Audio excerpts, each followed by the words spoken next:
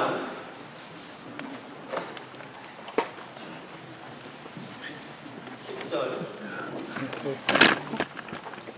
히브리서 10장 10절부터 14절까지만 읽고 나머지는 설교 시간에 드리도록 하겠습니다. 히브리서 10장 10절부터 14절까지만 우리가 같이 읽습니다. 시작. 이 뜻을 따라 예수 그리스도의 몸을 단번에 드리심으로 말미암아 우리가 거룩함을 얻었노라. 제사장마다 매일 서서 섬기며 자주 같은 제사를 드리되 이 제사는 언제나 죄를 없게 하지 못하거니와 오직 그리스도는 죄를 위하여 한 영원한 제사를 드리시고 하나님 우편에 앉으사 그 후에 자기 원수들을 자기 갈등상이 되게 하실 때까지 기다리시나니 그가 거룩하게 된 자들을 한 번의 제사로 영원히 온전하게 하셨느니라. 아멘. 잘 읽으시기 바랍니다.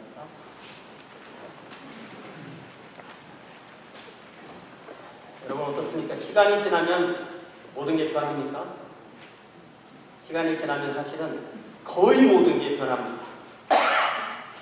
사실 영원한 것은 그렇게 많지 않습니다. 그러나 우리가 믿고 섬기는 하나님은 영원하신 줄 믿습니다. 우리가 해마다 부활절을 기다리며 이 사순절 기간 동안에 주님의 순환을 기억하는 것은 주님의 희생이, 주님의 십자가 희생이 단 한 번에 이루어진 것이지만 그 효력이 모든 사람을 위하여 영원히 드려진 영원한 효력이 있는 희생이기 때문입니다. 우리는 주님의 희생을 생각할 때마다 주님께서 돌아가신 예루살렘 그리고 갈보리 언덕의 그 십자가를 바라봅니다. 주님의 십자가는 주님을 믿는 모든 사람이 하나님 앞에서 은혜를 얻도록 인도합니다. 우리는 우리의 믿음 때문이 아니라 우리 자신 때문이 아니라 바로 주님 때문에 주님의 십자가 때문에 주님의 십자가 희생 때문에 주님의 십자가 희생의 은혜 때문에 하나님 앞에서 영원히 우리의 죄를 용서받고 또한 하나님의 자녀로 삽니다. 하나님의 자녀로 산다는 것은 이 세상에 사는 것으로서 다만 끝나는 것이 아닙니다. 우리가 이 세상에서 삶을 마치고 우리의 육체는 가져가지 못해요. 우리의 육체는 이 땅에 두고 우리의 영혼이 주님을 만날 때 우리는 주님께서 계시는 하늘나라에서 계속 주님을 섬깁니다. 어느 날 그리고 그날이 언제일지는 아무도 모르지만 주님께서 다시 오시는 그날 우리가 이 땅에 두었던 우리의 육체가 부활하여서 우리의 영혼과 만나서 하나가 되어서 우리가 하나님께서 최종적으로 만드시는 새하늘과 새 땅에서 삼위일체 하나님을 영원히 섬기며 살게 되는 것입니다. 사랑하는 성도 여러분, 이 은혜를 입으셨습니까? 이 확신이 있습니까? 이 세상은요, 제가 말하는 것처럼 120년을 산다고 해도 잠깐 지나가는 안개와 같습니다. 이 돛없는 세상에서 영원하신 우리 주님의 은혜를 붙드시기 바랍니다. 오늘 2017년도 고난주일 그리고 또 영어로는 종료주일이라고 하는데요. 종료주일을 맞이해서 히브리서 10장 10절부터 25절에서 단번에 그리고 영원히 라는 제목으로 주님의 은혜를 함께 나누도록 하겠습니다. 10절 말씀을 보니까요. 이 히브리서라는 책은 그 제목이 말해주는 대로 이스라엘 출신 그리스도인을 주요한 독자로 하고 있습니다. 1세기에 민족적으로는 이스라엘이지만 신앙적으로는 그리스도인이 된 이스라엘 출신 그리스도인, 주이시 크리스찬을 주요한 독자로 삼고 있습니다. 그래서 구약 성경을 다른 책보다 훨씬 더 많이 인용하고 있고 특별히 구약의 제사와 예수 그리스도께서 드리신 희생 제사와 비교하는 말씀이 많이 나옵니다. 그래서 10장에서도 구약의 희생 제사를 우리 주님께서 폐하시고 하나님의 뜻을 이루시기 위해서 대제사장이신 당신이 당신의 몸으로 제사를 드리신 것에 대해서 말씀하고 있습니다. 그래서 10절에서 우리가 먼저 주목해야 될 단어가 바로 예수 그리스도의 몸이라는 단어입니다. 몸, 바디. 이 바디라는 말, 이 몸이라는 말은 저와 여러분과 똑같은 그런 몸이라는 뜻입니다. 하나님의 아들이 사람이 되신 분이 바로 예수님이신데요. 사람이라고 할 때는 우리가 어떤 존재를 사람이라고 정의할 때는 그 사람은 반드시 육체가 있고 영혼이 있어야 됩니다. 그렇기 때문에 예수님도 육체가 있고 영혼이 있으셨습니다. 그래서 예수님은 하나님의 아들이 마리아의 태중에 잉태되시면서 사람으로 태중에서 자라나시고 사람으로 이 세상에 태어나시고 사람으로 오셨습니다. 예수님은 우리와 똑같은 몸을 가지고 계셨기 때문에 우리가 겪는 모든 약함과 고통을 겪으셨습니다. 더 나아가서 우리 주님은 그 몸으로 우리의 죄를 위한 희생제물로 돌아가시기 위해서 우리가 성경을 읽어보면 알지만 그 무수한 그 모멸, 멸시, 선대, 또 순환, 고초 겪으시고 많은 구타와 모욕을 당하시고 침뱉음을 당하시고 최종적으로 십자가에 못 박히시고 죽음을 맞이하셨습니다. 만일 주님께서 몸을 가지고 계시지 않았다면 주님은 우리를 위한 이러한 희생제물이 되실 수가 없었습니다. 그러므로 주님의 몸으로 우리의 몸을 구원하시는 것입니다. 히브리서 기자가 강조하고 있는 또 다른 하나는 주님의 희생제사는 단번에 once for all 이게 영어로 이게 무슨 뜻인지 잘 모르겠어요. once for all 이것이 끊어짐이 없이 한 번에 딱 했다 이런 의미가 아니고 once for all이라는 이 뜻은 한 번에 이루어졌고 그 한 번으로 더 이상 다른 것이 필요하지 않고 그 효력이 영원히 이어진다는 그런 의미로 쓰이는 단어가 바로 once for all이라는 단어이고 그 단어를 우리가 한국어로 단번에 이렇게 이해를 하는 것 같습니다. 예수 그리스도께서 십자가에서 완성하신 희생이 단 한 번에 이루어졌지만 다시는 새로운 희생이 필요 없고 다시는 반복되는 희생이 필요 없고 저와 여러분과 모든 사람을 위한 영원한 효력을 가진 희생 제물이 되신 분이 바로 우리 주님이시다. 이것을 강조하는 단어가 바로 단번에입니다. 사랑하는 성도 여러분, 저와 여러분이 하나님 앞에서 거룩하게 되고 하나님의 자녀가 되고 하나님 왕국의 백성이 된 것은 우리 주님의 단번에 드리신 희생 제사 때문에 희생 제사로 의한 것입니다. 그러면서 11절부터 히브리서 기자는 구약 성경의 희생 제사와 예수님의 희생 제사를 이렇게 비교해요. 대조하면서 비교합니다. 이 구약의 제사 히브리서가 쓰여질 그 당시에도 아직도 예루살렘에는 AD 70년에 성전이 무너졌기 때문에 예루살렘에는 성전이 있었고 그 성전에서 매일 제사장들이 희생제물을 드리고 있었습니다. 그래서 모세로부터 시작해서 예수님의 시대까지 이렇게 70년, AD 70년까지 계속되어지는 이 성막과 성전에서의 제사는 어떤 특징이 있냐면 실제 보니까 제사장마다 매일 서서 같은 제사를 드리지만 그 제사가 결코 죄를 사할 수 없었다는 것입니다. 동물의 피를 드리는 희생제사는 결국 예수님이 오실 때까지 예수님의 보혈을 기다리는 그런 제사였어요. 제가 옛날에 이걸 열심히 연구하다가 뭐로 비유를 했냐면 크레딧 카드라고 비유를 했습니다. 크레딧 카드. 여러분 크레딧 카드가 뭐예요? 알고 보면 빚이죠, 그죠? 빚. 네. 미래를 파는 게 크레딧 카드야. 미래의 수입을 땡겨다 쓰는 게 크레딧 카드잖아요. 그러니까 예수님께서 오셔서 희생제사를 주실 거니까 그거를 기다리면서 동물의 희생제사를 하는 거죠. 구약의 희생제사를 묘사하는 이런 표현들에 대해서 좀 다시 한번 볼까요? 제사장마다, 그러니까 한 명이 아니라는 건데 모든 제사장들이 언제? 매일 어떻게 해서 서서 섬기며 또 얼마나 많이? 자주 또 어떤 제사를? 동일한 제사를 드리지만 이 제사는 언제든지 죄를 없게 하지 못한다. Which can never take away sins. 그러니까 제사를 그렇게 많이 드렸지만 실제로는 죄를 사할 수 있는 능력이 있었던 것이 아니다. 그러면서 12절에서 예수 그리스도께서 드리신 희생제사를 비유합니다. 12절에 보니까 그렇지만 예수 그리스도는 대제사장으로서의 예수 그리스도는 당신의 몸을 단번에 영원한 제사로 드리셨다.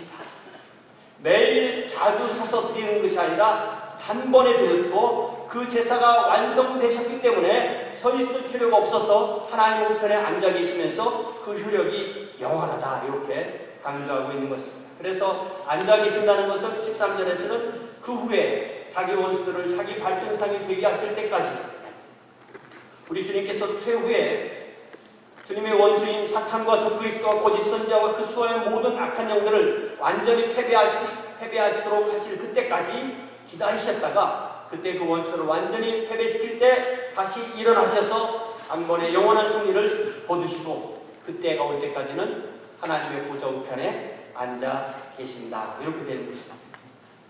14절에 보니까 지금까지 한 이야기를 결론을 어떻게 말하냐면 14절에 같이 한번 읽어볼까요? 시작. 그가 거룩하게 된 자들을 한 번의 제사로 영원히 온전하게 하셨느니라. 제가 여러분 설교할 필요 없이 이 말씀이 얼마나 강력합니까? 이 말씀이 그가 예수님께서 거룩하게 된 자들, 저와 여러분과 예수님을 믿는 모든 주의 자녀들, 모든 주님의 보혈로 거룩하게 된 모든 사람들을 한 번의 제사로, 우리 주님의 십자가의 한 번의 제사로 영원히 온전하게 하셨습니다. 믿습니다.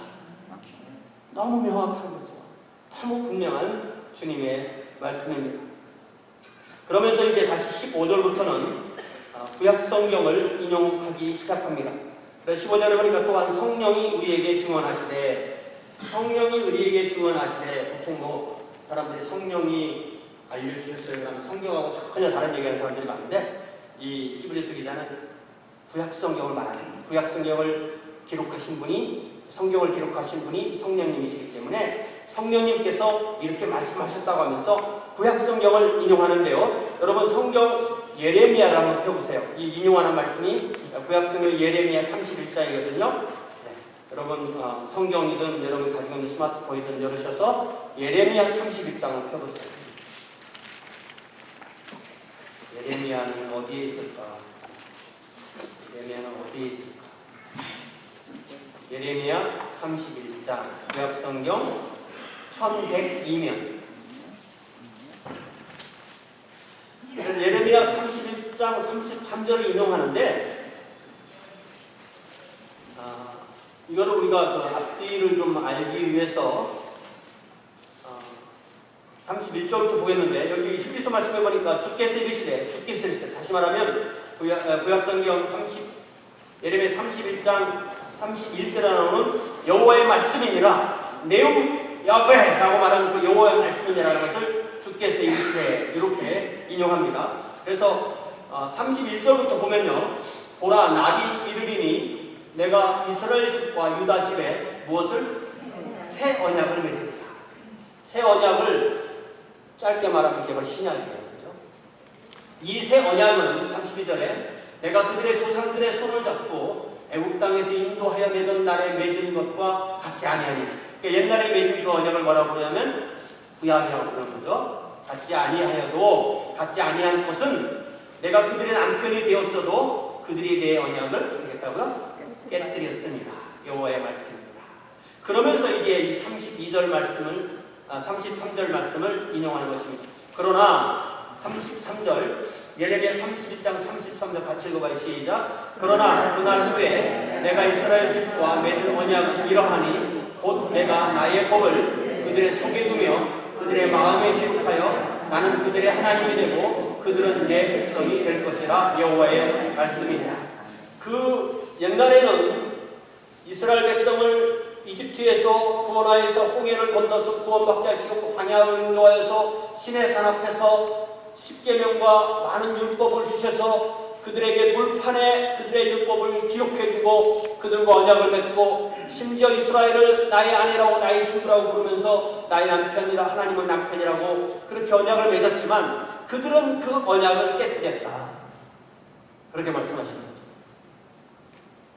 그래서 이제 새로운 날이 이르면 내가 유다집과 이스라엘집과 새로운 언약을 맺는데 이 새로운 언약을 맺는 이스라엘은 예수 그리스도를 구주와 주님으로 맺는 이스라엘 사람들과 모든 이방인이 포함하는 저와 여러분이 포함되는 모든 교회가 포함되는 그 언약이 좀 있습니다. 그 새 언약을 맺으실 때 그 언약은 돌판에 기록되는 것이 아니라 성령님께서 저와 여러분의 마음판에 기록하시는 것을 믿습니다. 마음판에 새겨주신 그것을 통하여서 우리는 하나님과 새로운 언약을 맺었습니다. 하나님께서 성령님을 통하여 그리스도 안에서 맺은 이 새로운 언약은 그 내용을 우리가 하나님을 사랑하고 예수님을 믿고 성령 안에서 이 언약을 맺음으로써 우리는 하나님의 백성이 되고 하나님은 우리 하나님이 되시는 그 언약을 맺게 되는 것입니다. 그래서 우리가 이 예수님을 성령의 인도하심으로 그 마음으로 모셔드리고 믿으면, 그리고 입으로 시인하면 구원받게 되는 것입니다. 그렇게 하나님의 자녀가 되는 것입니다. 하나님의 자녀가 된 사람과 그렇지 않은 사람의 차이는 예수 그리스도를 그 마음에 모셔드렸느냐 그렇지 않느냐로 드러나게 되는 것입니다. 그래서 히브리서 10장 17절에서는 바로 예레미야 그 다음 34절을 인용하게 됩니다. 34절에 보니까 그들이 다시는 각기 이웃과 형제를 가르쳐 이르기를 너는 여호와를 알라 하지 아니하니니 이는 작은 자로부터 큰 자까지 다 나를 알기 때문이라. 내가 그들의 악행을 사하고 다시는 그 죄를 기억하지 아니하리라. 여호와의 말씀입니다. 이 앞에 부분은요, 우리가 이 말씀을 또 잘못 이해를 하면 목사 필요 없고 교사 필요 없고 다 각자 믿는 거지 누가 뭐 가르쳐주냐 이렇게 생각할 수 있지만 근본적으로 앞에 서 있는 사람이 목사이든 장로이든 집사이든 교사이든 어떤 말씀의 은사를 가지고 있고 말씀으로 봉사하든 그는 근본적으로 하나님 앞에 도구이고 우리에게 말씀을 가르쳐 주시는 분은 성령님이심을 믿습니다. 성령님께서 우리를 구원해 주시기 때문에 우리가 예수님을 모셔드리게 되고 예수님을 모셔드려서 죄사함을 받게 되면 그 결과가 어떻게 되느냐면 30절 뒷부분에 내가 그들의 악행을 사하고 다시는 그 죄를 기억하지 아니하리라. 이 말씀을 히브리서 10장 17절에서 동일하게 이 뒷부분을 인용하는 것입니다. 또 그들의 죄와 그들의 불법을 내가 다시는 기억하지 아니하리라. 18절 넘어보세요.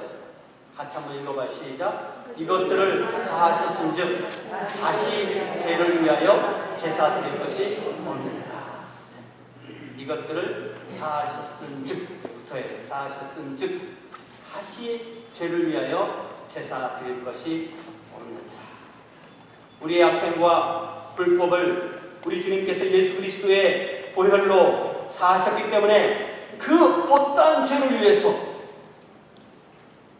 새로운 예수님의 희생제사가 필요가 없다는 것입니다. 예수 그리스도의 단 한 번의 희생제사로 모든 인류의 모든 죄악을 완전하게 용서하시는데 충분하다는 말씀이죠. 그러니까 여러분들이 내가 죄를 더 졌기 때문에 우리 주님께서 다시 십자가에서 돌아가셔야 돼. 이런 것이 없다는 것입니다. 그 예수님의 단 한 번의 그 희생제사로 영원을 해결했기 때문에 나 한 사람뿐만 아니라 온 인류의 죄악을 용서하신 그러한 제사라고 그렇게 말씀합니다. 그러므로 19절 넘어가면 그러므로 형제들아 우리가 예수의 피로 말미암아 성소에 들어갈 담력을 얻었다. 영어 성경에 보니까 성소라고 번역되지 않고 지성소, The Most Holy Place라고 이렇게 번역하고 있습니다. 그러므로 다시 말하면 예수 그리스도의 피로 인하여서 지성소에 들어갈 담력을 얻었다 라고 말씀하십니다. 저와 여러분이 오늘 아침에 일어나셔서 교회 오실 때 나 교회 가면 죽을지도 몰라. 하나님한테 맞아 죽을지도 몰라. 교회 갔다가 살아서 못 나올지 몰라서 두려움으로 오신 분이 있었어요. 아무도 없을 거예요. 왜? 우리는 주님 앞에 나갈 때 어떻게 나가요? 주님의 자녀로서 담력을 가지고 나간다는 것입니다. 왜냐하면 우리는 죽지 않을 것이기 때문에 옛날에 구약시대에는요 성막이나 성전을 지어놓고 성소와 지성소를 구분해서 그 성전 안에는 제사장들만 들어가는데 그 지성소에는 대제사장이 1년에 단 한 번만 들어가야 되는데 그것도 잘못하면은 그 안에서 죽기 때문에 다리에 끈을 매달고 또 다리에 방울을 매달아서 그 방울 소리가 안 나면 그 대제사장이 죽은 거예요. 그러면은 대제사장님 돌아가신다고 모시러 들어가면 어떻게 돼요? 또 죽는 거예요. 그렇기 때문에 그 끈을 잡아당겨서 그 사람을 꺼내야 되는 겁니다. 그러나 우리가 예수 그리스도의 희생의 제사로 인하여서 우리는 하나님을 만나는 그 지성소에 예수의 피로 힘입어서 담대히 들어가서 하나님을 예배하는 그 믿음을 우리가 갖게 될 줄 믿습니다. 그렇기 때문에 우리들이 주일마다 아니면 우리가 있는 그곳에서 아니면 주님 앞에 우리가 때로는 찬양하면서 때로는 찬양도 못하면서 때로는 기도하면서 때로는 기도도 못하면서 주님 앞에 예배할 때 주님 앞에 우리는 담력을 가지고 나가게 되는 줄로 믿습니다. 이것이 바로 우리가 가지고 있는 신앙의 확신이 아니겠습니까? 그러므로 우리는 언제나 어디서나 지성소에 들어가서 하나님을 배우고 하나님의 얼굴을 배우고 하나님의 말씀을 듣고 하나님께 예배하는 줄 믿습니다. 할렐루야. 저와 여러분이 오늘 그렇게 예배하고 있는 것입니다. 그래서 20절에 보니까 우리가 지성소로 나가는 그 길, 지성소로 나가는 그 길은 우리를 위하여 휘장 가운데로 열어놓으신 새로운 살 길이요 휘장은 곧 그의 육체이니라. 말씀드렸듯이 이 성막과 성전의 이 성소와 지성소 사이는 구분이 있고 그 사이를 휘장, 그러니까 카텐이 아주 큰 커튼이 막고 있는데 주님께서 십자가에서 운명하시던 그 순간에 예루살렘의 성전의 휘장이 아래서부터 위로 쫙 찢어진 게 아니라 어디서 어디로? 위에서부터 아래로. 사람이 찢으면 아래부터 찢죠. 하나님 찢으셨기에 위로부터 아래로 둘로 되었고 그 사이에 길이 나게 되었습니다. 예수께서 십자가에서 그 몸이 찢기시며 운명하실 때 그 몸으로 저와 여러분이 예수님의 보혈로 하나님께 나아가는 그 길을 만들어 놓으신 것입니다. 그렇기 때문에 그 길은 우리를 위하여 휘장 가운데로 열어놓으신 새로운 살길이요 휘장은 곧 그의 육체니라 이렇게 말씀하신 것입니다. 이제 예수님을 구주와 주로 믿는 모든 사람은 휘장이신 예수 그리스도의 몸을 통하여서 그 예수님의 몸이 찢겨지심으로 못에 박히심으로 창에 찔리심으로 열린 그 길을 통하여서 지성소 안에 들어가서 우리 아버지 하나님을 만나고 주의 용서를 받고 하나님의 자녀가 되고 하나님의 왕국의 백성이 되는 것입니다. 그럼 우리는 예수 그리스도의 이름으로 예수 그리스도의 보혈로 예수님을 믿음으로 이 은혜에 참여합니다. 우리 때문이 아닙니다. 우리 이름으로 구원받는 것이 아닙니다. 우리 능력이나 우리 선함이나 우리 공로로 구원받는 것이 아닙니다. 오직 예수 그리스도 안에 있는 하나님의 은혜로 인하여 우리는 하나님께 나아가게 되는 것입니다.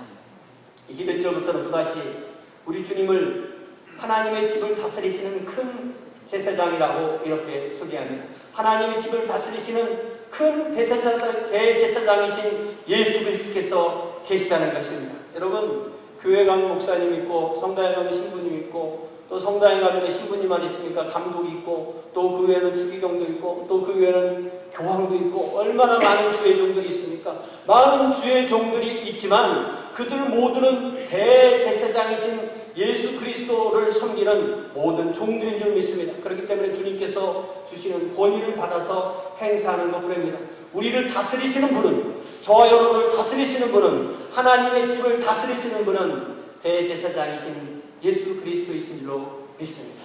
그렇기 때문에 32절, 22절부터 보니까 우리가 대제사장이신 예수 그리스도께서 우리를 위해서 하신 일로 인하여서 그 일이 무엇입니까? 주님의 보혈이 우리 마음에 뿌려짐으로 인하여서 22절에 보니까 우리 마음에 뿌림을 받아 악한 양심으로부터 벗어나고 주님의 보혈이 우리 마음에 뿌려지지 않았다면 우리는 아직도 죄로 인하여서 악한 양심을 가질 수밖에 없습니다. 그러나 우리 주님의 보혈로 우리의 더러운 마음과 우리의 더러운 양심의 뿌림을 받고 맑게 씻김을 받았습니다. 그렇기 때문에 우리는 참 마음과 뭐라고 했죠? 참 마음과 온전한 믿음으로 하나님께 나아간다. 이렇게 말씀하고 있습니다. 사랑하는 성도 여러분, 다시 강조합니다. 우리 때문이 아닙니다. 그 사람 워낙 착해서 이런 게 아니죠. 그 사람이 워낙 능력이 있어서 그런 것이 아닙니다. 우리 때문에 일어난 것이 아닙니다. 우리에 의한 것이 아닙니다. 우리가 참 마음과 온전한 믿음을 갖는 것은 오직 우리 주님의 보혈의 뿌리심을 입음으로 인한 것입니다. 주님의 보혈이 아니면 우리는 하나님께 나아갈 수 없습니다.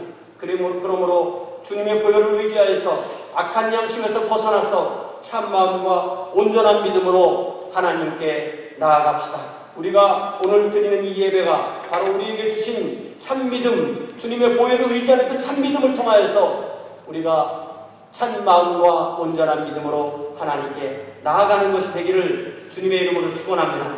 이제 23절부터 보니까요. 히브리서 기자는 이제 히브리서가 이게 설교거든요. 히브리서 이 부분에서 세 가지를 촉구하는 말을 해요. 촉구 어느 말? 세 가지. 영어로 그걸 청유라고 하죠. 청유. 우리가 영어 시간에 영어 배울 때 청유형, 레더스. 이렇게 그러니까 레더스라는 문장이 세 번이 나와요. 잘 보시면 영어로 보면 레더스를 시작해요. 세 가지 촉구를 하는데요. 첫째, 우리가 믿는 믿음의 소망을 어긋나지 않게 이렇게 좀 그렇게 삐그러지지 않게 좀 불확실하게 나사 도이다 마는 것처럼 그렇게 되지 않게 굳건하게 firmly 아주 튼튼하게 붙잡으라고 말합니다. 우리의 믿음을 우리가 붙드는 것이 가능합니까? 그렇지 않습니다. 우리가 우리의 믿음의 소망을 굳건하게 잡을 수 있는, 우리에게 믿음을 주시고 그래서 소망을 주시고 사랑을 주시는 이 모든 우리의 믿음이 굳건해질 수 있는 근거는 바로 우리에게 약속하신 하나님이 신실하신 분이기 때문입니다. 우리에게 약속하신 이는 믿부시니, 믿부다는 말도 참 어려운 말이에요. 신실하다, 약속을 지키시는 분이시다, 그런 말입니다. 우리는 우리를 믿는 것이 아닙니다. 세상의 신념과 우리의 신앙이 다른 것은, 세상의 신념은 자기를 믿는 거예요. 우리의 믿음은 우리에게 약속하신 하나님을 믿는 것입니다.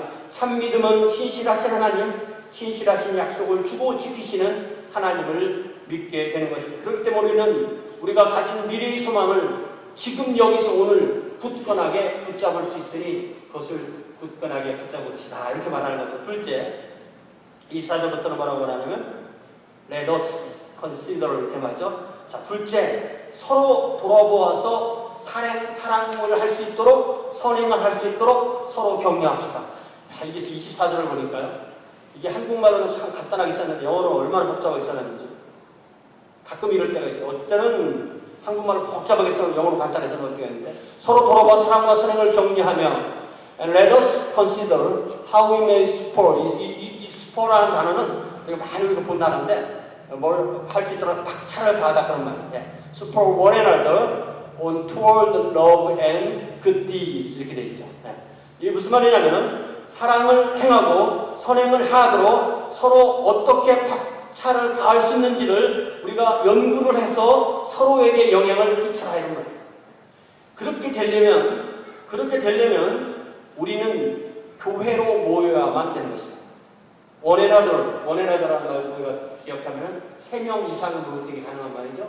그렇게 되려면 함께 모여서 서로에게 더 사랑하자고, 더 착하게 살자고, 더 주님의 빛을 드러내며 살자고 서로 격려하는 것이고, 우리가 예배 시간에 말씀을 듣고 성경 공부 시간에 말씀을 듣고 큐티 시간에 말씀을 나누고 식사하면서 서로 격려하고 하는 이 모든 것이 사랑과 선행을 격려하는 것입니다. 그러므로 교회는 서로에게 더 자극을 가해서 더 사랑이 많아지고 더 선행이 많아지도록 격려하는 하나님의 공동체입니다. 이제 세 번째로 25절에서는 세 번째 어떻게 합시다라고 말하는 세 번째는 부정문부터 나오죠.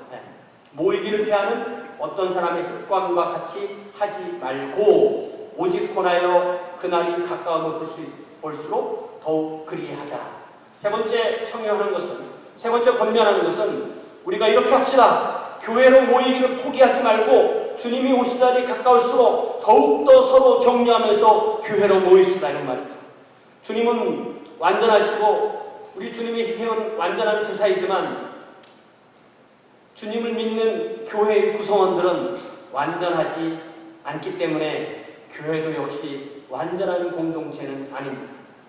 그럼에도 불구하고 교회에 있어서 가장 중요한 것은 모이는 거예요. 저는 우리 교회에 돈 없는 건 하나도 걱정해 본 적이 없어요. 돈은 뭐 교회는 큰 문제가 아니에요. 없으면 없는 대로 살면 돼요. 중요한 것은 교회는 반드시 누가 있어야 되냐면 하나님의 자녀들이 있어야 되고, 하나님의 자녀만 있으면 안 되고 하나님의 자녀가 될 후보들도 함께 있어야 돼요. 그러니까 교회는 교회로 모이는 것, 교회는 모여야 되는데 교회에 가면은 나쁜 사람이 있어서 안 가고 이러면 안 되는 거예요. 왜? 교회는 나쁜 사람도 와야지. 교회 나쁜 사람 오면 안 되나? 교회는 나쁜 사람도 와야지 그 사람이 예수 믿고 하나님의 자녀가 되는 것입니다. 교회는 완전한 공동체가 아닙니다. 교회에 있어서 그렇지만 가장 중요한 것은 함께 모이는 것입니다. 그러니까 모임이 없는 교회는 없습니다. 그 교회는 안 모인대. 그 교회는 절대 안 모이는데 그건 교회가 아닌 거예요. 교회라는 말은 이미 모이는 거예요. 모임이 없다면 교회도 없습니다. 그래서 이 히브리서 기자는 좋은 습관이 있고 나쁜 습관이 있는데 좋은 습관은 교회로 모이는 것이고 나쁜 습관은 교회로 모이는 것을 개하는 것이다. 이 습관이라는 단어를요, 그리스 사람들은 윤리라는 단어와 습관이라는 단어를 같이 써버려요. 윤리라는 단어가 따로 없어요. 그냥 습관하면 저게 윤리라는 단어예요. 왜냐하면 모든 윤리는 이론으로 되는 것이 아니라 우리의 몸에 배야만 되기 때문에 습관이 돼야 되는데, 교회라고 믿는 자녀라고 하면서 나는 교회는 안 가. 미국에 그런 사람 많죠? 네. I'm a born again Christian, but I'm not going to church. 그러죠. 그런 사람들 모셔오라. 교회로 모이기를 패하는 그런 나쁜 습관이 있는 사람들이 있다는 것입니다. 그러나 우리는 교회로 모이기를 패하지 말고 교회에 모여서 서로 사랑과 사랑을 격려하면서 서로 하나님의 자녀로서 서로 살기를 즐겨야 한다고 그렇게 권면하고 있습니다. 말씀을 마치겠습니다. 단번에 그리고 영원히 우리를 위하여 증제사를 드리신 우리 주님을 믿음으로 그 은혜에 참여하게 된 사랑하는 성도 여러분, 우리가 교회로 함께 모이는 것은 서로에게 좋은 영향력을 주기 위한 것입니다. 여러분, 제가 어릴 때 참 항상 혼란스러웠던 게 있거든요. 나쁜 친구 만나지 말아라. 그럼 그 나쁜 친구는 어떻게 되겠어요? 항상 혼란스러워요. 교회에 모여서 더 좋은 영향력을 끼치려면은 그 영향력을 받아야 될 사람도 있다는 것입니다. 그렇기 때문에 우리는 이 교회에서 서로 권하고 서로 사랑하고 더 믿음을 강하게 하고 더 소망을 굳건하게 붙잡아야 합니다. 특별히 금주 금요일에는 우리가 성금요일 예배를 드리고 부활절 새벽에는 부활절 새벽 예배를 드리고 또 부활주일은 금년에 특별히 통동원 예배로 드리게 됩니다. 여러분, 우리 교회 이름만 있는 성도들이라도 다 모셔오고 우리의 주변의 친구와 이웃을 초청해서 함께 이 자리가 꽉 차도록 그렇게 부활절 예배 드릴 수 있도록 여러분들이 함께 참여해 주시기 바랍니다. 그래서 우리의 주님의 희생을 또 순환을 기억하는 성금요일 예배 그리고 기쁨으로 맞이하는 부활절 예배가 될 수 있기를 주님의 이름으로 부탁을 드립니다. 기도하겠습니다. 사랑의 아버지 하나님, 이 시간에 다시 한번 우리 주님의 십자가를 우리에게 보여주시니 참으로 감사합니다. 우리 때문이 아닙니다. 우리의 능력이 아닙니다. 우리의 인격이 아닙니다. 오직 우리 주님께서 십자가 보혈로 우리를 사랑하시고 우리의 죄를 용서하시고 우리를 하나님의 자녀로 삼아주셨기에 우리가 주님 앞에 있습니다. 주님이 이 은혜 안에 거할 수 있도록 인도하여 주옵소서. 특별히 한 주간 우리에게 주님과 더욱더 동행하게 하시고 또한 우리가 다시 금요일에 만날 때 주님 우리에게 성금요일 그 놀라운 은혜를 체험하게 하시고 또한 기쁨으로 부활절을 기다릴 수 있도록 인도하여 주시옵소서. 예수님의 이름으로 기도하옵나이다. 다 같이 자리에서 일어나셔서 하나님 아버지의 마음 찬송 부르고